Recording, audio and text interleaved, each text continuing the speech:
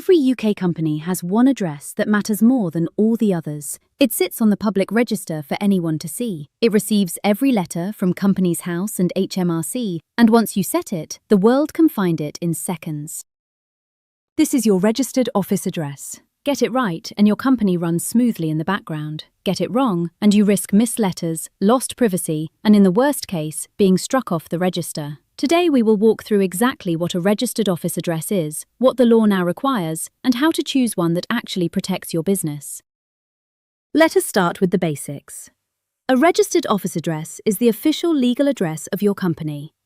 Under the Companies Act 2006, every limited company and every LLP in the UK must have one, and it must exist from the day of incorporation right through to the day the company is dissolved.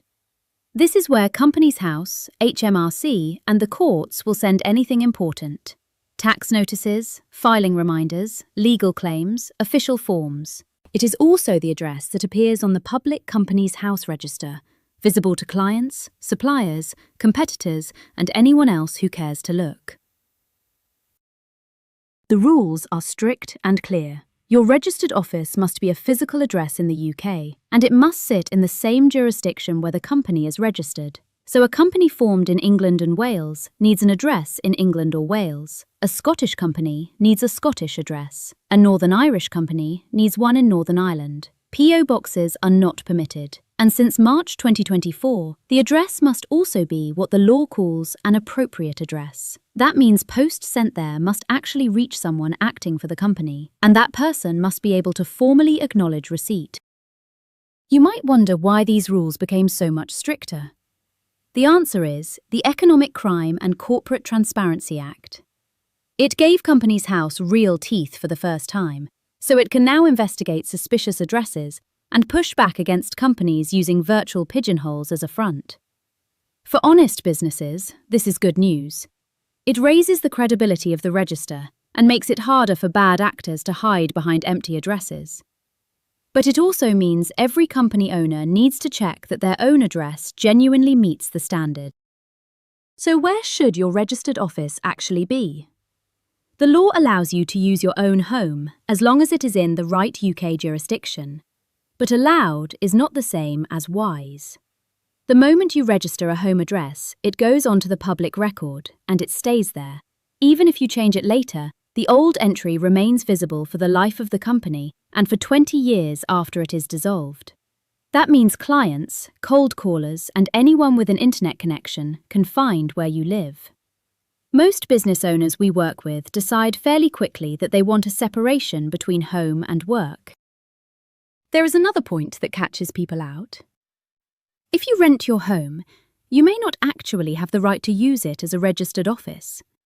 Many tenancy agreements restrict business use, and social housing providers and local authorities can refuse permission, especially if they worry about noise, visitors, or damage. Even if you own your property, a restrictive covenant on the title can block business use. And if part of your home is used exclusively for the business, you might even be liable for business rates.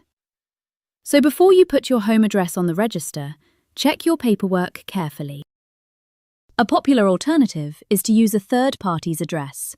That might be your accountant, or it might be a dedicated registered office service from a company formation agency. This approach keeps your home off the public record entirely, and it gives you a professional business location, often in a prime part of London. Just remember two things. First, you need clear written permission to use the address. Second, the provider must genuinely receive and handle your mail so that the appropriate address test is met. A brass plate with nobody behind it is not enough anymore.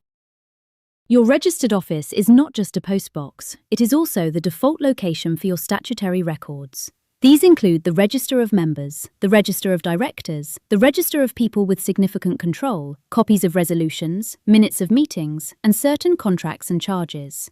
They can be held in paper form or digitally, but they must be available for inspection when required.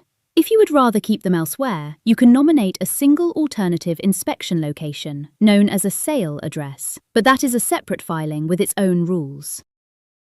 You can change your registered office address whenever you need to, but the new address must stay in the same UK jurisdiction as the original. The process itself is simple. The directors pass a board resolution and then you file Form AD01 online or Form LLAD01 if you have an LLP. The change usually appears on the public register within a day. One thing to keep in mind though, every previous registered office stays visible on the company's house record, so frequent moves leave a visible trail. It is worth choosing an address you can keep for the long term. The consequences of an inappropriate address are serious. Companies House can now demand proof that your address is genuine, and you have just 14 days to respond. If you cannot show that you meet the rules, they will replace your address with one of their own default addresses in Cardiff, Edinburgh, or Belfast.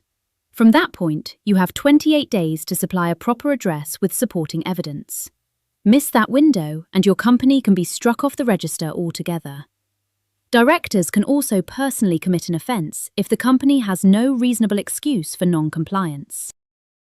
It is worth briefly separating three other addresses that often get mixed up with the registered office. A service address is the official correspondence address for each director, secretary, or person with significant control, and it replaces their home address on the public record.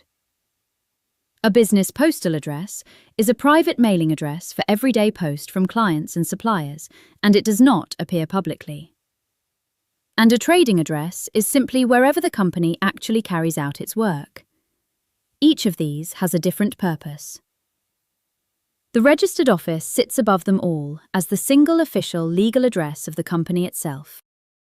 So how do you actually choose? Start by thinking about privacy. Do you want your home linked to your company forever? Then consider your image. A prestigious London address carries weight with clients, banks, and investors. Check your permissions, especially if you rent. Confirm the jurisdiction matches your company. And above all, make sure the address is one where post will genuinely be received and handled, because that is now a legal test. A good registered office is not a temporary fix. It is a long-term foundation for how your company presents itself to the world. At Uniwide Formations, we provide a registered office service from a prestigious location in Kensington, London, that meets every requirement of the new rules. We receive your statutory post, acknowledge delivery, and scan or forward it to you wherever you are in the world. The service is available to UK and non-UK residents alike, and our clients can change their registered office at any time, free of charge, through our online customer portal. If you want your company to start on solid, compliant, and professional ground, visit our website or book a short consultation with our team, and we will help you choose the right address for your business.